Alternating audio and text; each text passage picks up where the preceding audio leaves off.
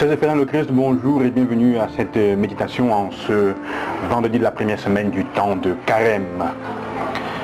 Parfois on se demande si Jésus a vraiment vécu notre condition humaine au point même peut-être aussi d'éprouver certains sentiments qu'on éprouve quand on est dans la difficulté, la souffrance. L'évangile d'aujourd'hui en effet nous propose une manière concrète de vivre notre temps de Carême, de faire pénitence aussi, ou mieux encore, une façon de se convertir. La conversion qu'il nous demande est celle d'apprendre à pardonner.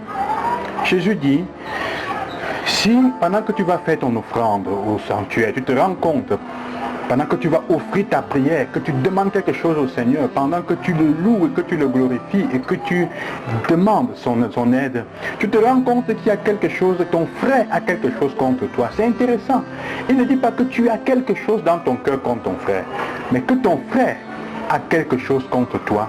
Laisse là ton offrande, va et réconcilie-toi avec lui. Et on se demande parfois, mais est-ce qu'il se rend compte combien c'est difficile déjà de demander pardon quand toi-même tu as fait du tort. Jusqu'à s'arrêter et aller demander pardon, se réconcilier, offrir le pardon pour ce que l'autre a fait, même s'il ne le demande pas. Mais Jésus dit en fait, c'est la voie pour être libre et pour être libéré, pour se libérer. C'est ce qu'il dit en fait.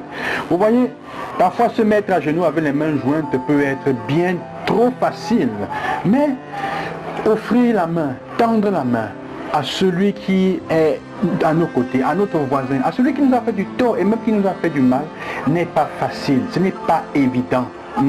C'est une aventure bien plus ardue, bien plus difficile à joindre. Mais Jésus semble nous dire que le pardon n'est pas seulement une bonne et nécessaire chose, une chose de bonne et nécessaire, mais bien plus, c'est aussi une affaire qui nous concerne, c'est une affaire qui nous convient. Pardonner te convient, pardonner c'est pour ton bien.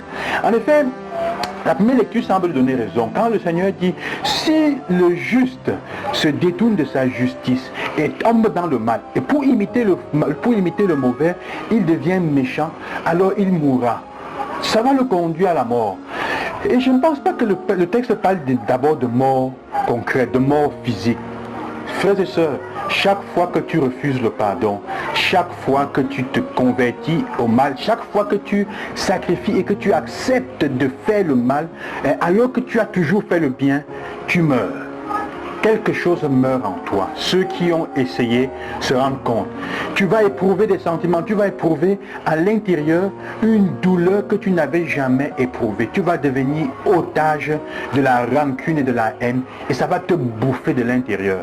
Ça va te faire mal à l'estomac, ça va te créer des maladies. C'est pour ça qu'il dit, même celui qui se met en colère aura la même punition que celui qui tue son frère, que l'assassin, que celui qui commet l'homicide. Parce que la colère est déjà le début.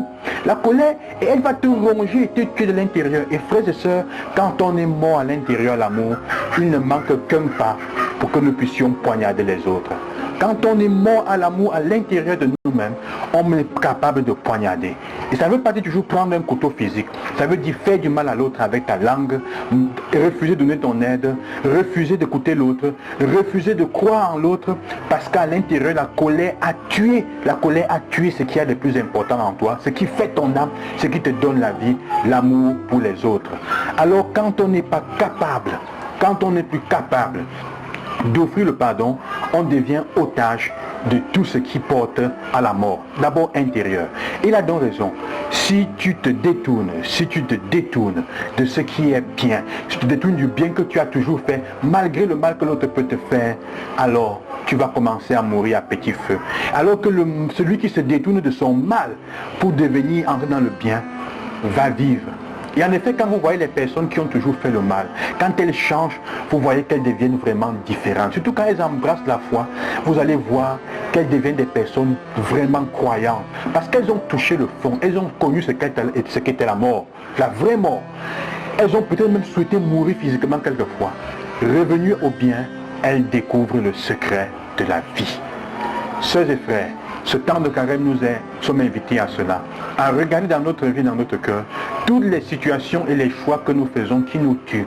Toutes les fois où, au lieu de continuer à faire le bien, tu as décidé pour une raison ou pour une autre, parce que tu étais fatigué, tu fallait te venger, parce que tel ne le méritait pas, de ne pas offrir le pardon.